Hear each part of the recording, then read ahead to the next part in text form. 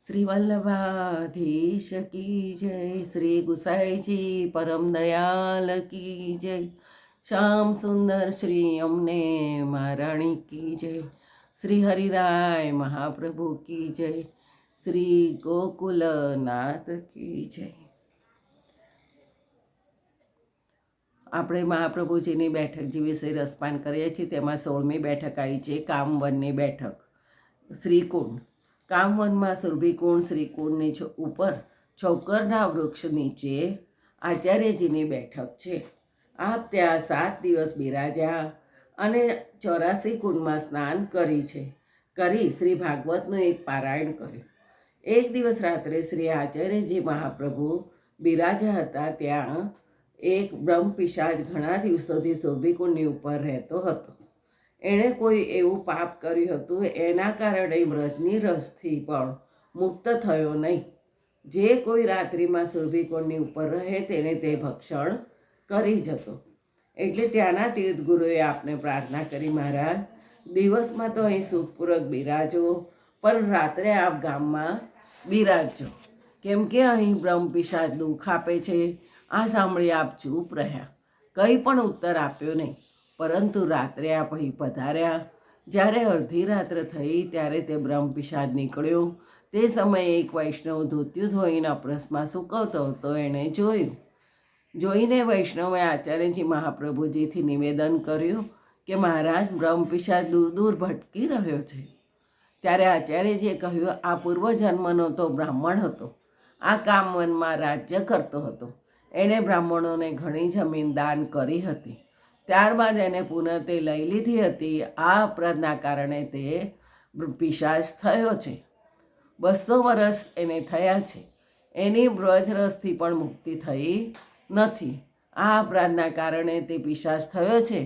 તો વૈષ્ણવે પ્રાર્થના કરી કે મહારાજ, આપના દર્શનથી પણ એની મુક્તિ થઈ નહીં. ત્યારે આચાર્યજી એના પર અપરસના ધોતિયાનું પાણી છંટાવ્યું. આ પાણી પીવાથી તે મુક્ત થઈ ગયો તથા દિવ્ય શરીર ધારણ કરી તે વૈકુંઠમાં પહોંચ્યો.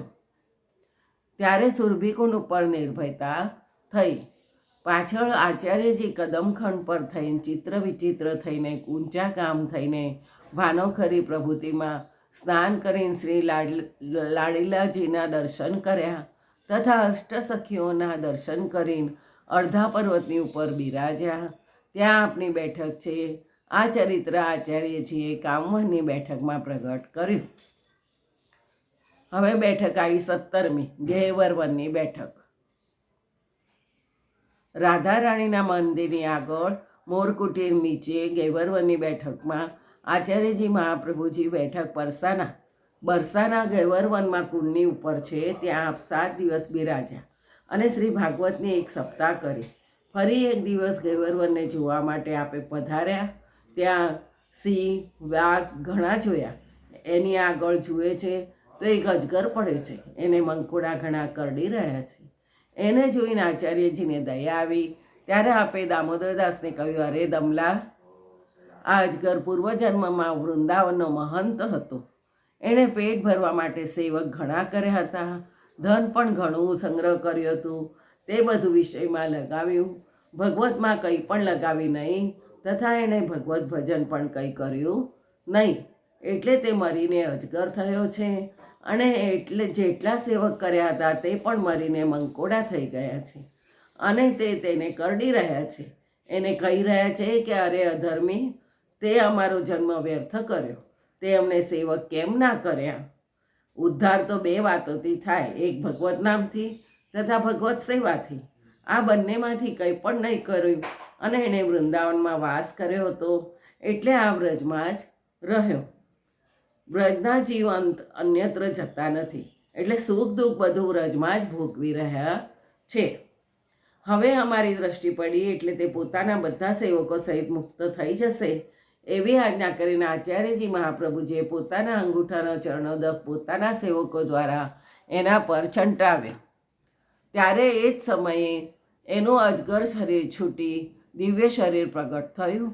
એની પાછળ શિષ્યો સહિત વિમાનમાં બેસીને પાર ગયા, સીધા વૈકુંઠમાં ચાલ્યા ગયા. આ દ્રશ્ય બધા વૈષ્ણવને તથા બધા બરસાનાને જોયું. એને જોઈને બધા વૈષ્ણવ પ્રસન્ન થયા. ત્યારબાદ આપ બરસાના પધાર્યા. પેરી પોખર તથા પ્રેમ સરોવરમાં સ્નાન કરી આપ સંકેતવન પધાર્યા. વિશેષ પ્રેમ સરોવર ઉપર મહાપ્રભુજીની બેઠક એક વૃક્ષની નીચે છે, પરંતુ આ બેઠક સ્થળનું બેઠક ચરિત્રનું વર્ણન હસ્તલિખિત પુસ્તકોમાં જોવા મળતું નથી. કેટલાક આ બેઠકને ગુસાઈજીની બેઠક છે એમ પણ માને છે. ગુસાઈજીની બેઠક ચરિત્રમાં આ બેઠકનું ચરિત્ર છે. હવે આવી બેઠક 18મી સંકેતવનની બેઠક બગીચામાં કૃષ્ણકુંડ ઉપર. શ્રી આચાર્યજી મહાપ્રભુજીની બેઠક સંકેતવનની સમીપ કૃષ્ણકુંડની ઉપર છોકરની નીચે છે. ત્યાં 7 દિવસ ભાગવતનું પારાયણ કર્યું. ત્યાં એક સ્ત્રી ઘણી સુંદર 16 વર્ષની એક આભૂષણોથી ભૂષિત રત્નજડિત દાંડીના ચંવર હાથમાં લઈને આચાર્યજી મહાપ્રભુજીના ચંવર કરવા લાગી. ત્યાં સુધી ભાગવત પારાયણ થાય ત્યાં સુધી તે ઊભી રહેતી. એને વૈષ્ણવ મનાઈ કરવા લાગ્યા. ત્યારે આચાર્યજી એને મનાઈ કરી. આવા 7 દિવસ સુધી એને ચંવર કર્યા. ત્યારે કથાનો પ્રારંભ હોય ત્યારે તે આવે તથા જ્યારે કથા સંપૂર્ણ થઈ જાય ત્યારે તે જાય. ત્યારે અંતર્ધ્યાન થઈ જાય. પછી ત્યારબાદ એને કોઈ દેખાતું ન હતું. એક દિવસ એક વૈષ્ણવે આપને પૂછ્યું, મહારાજ આ સ્ત્રી કોણ છે, ક્યાંથી આવી છે અને કેમ હસીને? ત્યારે શ્રી મહાપ્રભુજી હસીને ચૂપ રહ્યા. ફરી આપને આજ્ઞા કરી. આ સંકેત દેવીને અમારા દર્શનની તથા સેવાની ઘણી આરતી હતી. આ કારણે એને સેવા પ્રાપ્ત થઈ છે. ત્યારબાદ આપ ત્યાંથી આગળ પધાર્યા. રીઠોરામાં ચંદ્રાવલીજીના દર્શન કરી નંદગામમાં પાન સરોવરથી થોડે દૂર નંદ છોકર છે. ત્યાં શ્રી નંદરાયજી દશેરાના દિવસે પૂજા કરે છે. ત્યાં પધાર્યા અને નીચે આચાર્યજીની બેઠક છે. આ ચરિત્ર આપણે સંકેતવનની બેઠકમાં પ્રગટ કર્યું છે. બીજું આવતીકાલે. જય શ્રી ગોખલેશ.